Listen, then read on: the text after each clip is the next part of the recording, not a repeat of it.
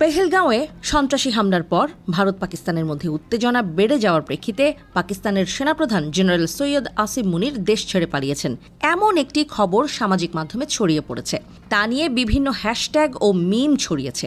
ভারতীয় গণমাধ্যমও কথিত সূত্র নির্ভর প্রতিবেদনে দাবি করছে, ভারতের কূটনৈতিক আক্রমণের পর থেকেই জেনারেল মুনির নিখোঁজ হয়ে গেছেন।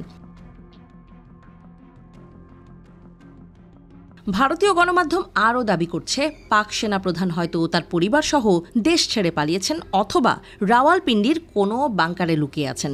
যদিও পাকিস্তানের রাজনৈতিক নেতারা ভারতের বিরুদ্ধে তাদের বক্তব্য আরও কড়া করেছেন। এই পরিস্থিতিতে যখন জেনারেল মুনির কোথায় আছেন তা নিয়ে অনলাইন জল্পনা তুঙ্গে, তখন এক্স-এ মুনির আউট হ্যাশট্যাগ ট্রেন্ড করতে শুরু করে। সীমান্তের দুই পাশের অনেক ব্যবহারকারী জেনারেল মুনিরের গত কয়েকদিনের মিডিয়াতে অনুপস্থিতি নিয়ে প্রশ্ন তোলেন। এই জল্পনা যখন আরও ছড়াতে থাকে, তখন পাকিস্তানের প্রধানমন্ত্রীর দপ্তর একটি ছবি প্রকাশ করে, যাতে প্রধানমন্ত্রী শাহবাজ শরীফ এবং জেনারেল আসিম মুনিরকে একসঙ্গে দেখা যায়।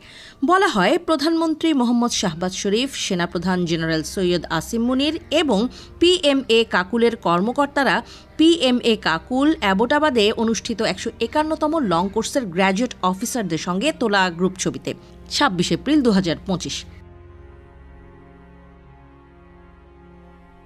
তবে এই ছবি পোস্ট করার সময় এবং ছবির ক্যাপশনে নির্দিষ্ট তারিখ উল্লেখ করা নিয়েও সন্দেহ প্রকাশ করেন অনেক ব্যবহারকারী। একজন তো একে এআই প্রস্তুত ভুয়া ছবি বলেও দাবি করেন, যা সেনাপ্রধানের অনুপস্থিতি ঘিরে তৈরি সন্দেহ কাটাতে পোস্ট করা হয়েছে। গত 22 এপ্রিল ভারত নিয়ন্ত্রিত কাশ্মীরের পেহেলগাঁওয়ে পর্যটকদের ওপর সন্ত্রাসী হামলায় 26 জন নিহত হয়। এই ভয়াবহ হামলার দায় পাকিস্তান সরকারকে দিচ্ছে ভারত। তারই জেরে পাকিস্তান বিরোধী এক গুচ্ছ পদক্ষেপ নিয়েছে ভারত, যেগুলো হলো পাকিস্তানের সঙ্গে কূটনৈতিক সম্পর্ক হ্রাস করা, দুদেশের ইতিহাসে প্রথমবারের মতো স্থগিত করা হয়েছে 1960 সালের সিন্ধু জল চুক্তি, পাকিস্তানি নাগরিকদের জারি করা সব ভিসা বাতিল করা হয়েছে এবং ওয়াঘা অটারি সীমান্ত বন্ধ করে দেওয়া হয়েছে। দুই পারমাণবিক শক্তিধর দেশের মধ্যে সম্পর্ক চরম উত্তেজনাকর হয়ে উঠেছে। পাকিস্তানও কড়া পাল্টা ব্যবস্থা নিয়েছে। এই হামলা, যা প্রায় 2 দশকে ভারতে ঘটে যাওয়া সবচেয়ে মারাত্মক হামলাগুলোর একটি, তার কয়েকদিন আগেই জেনারেল আসিম মুনির কাশ্মীরকে ইসলামাবাদের জীবনরেখা বলে অভিহিত করেছিলেন।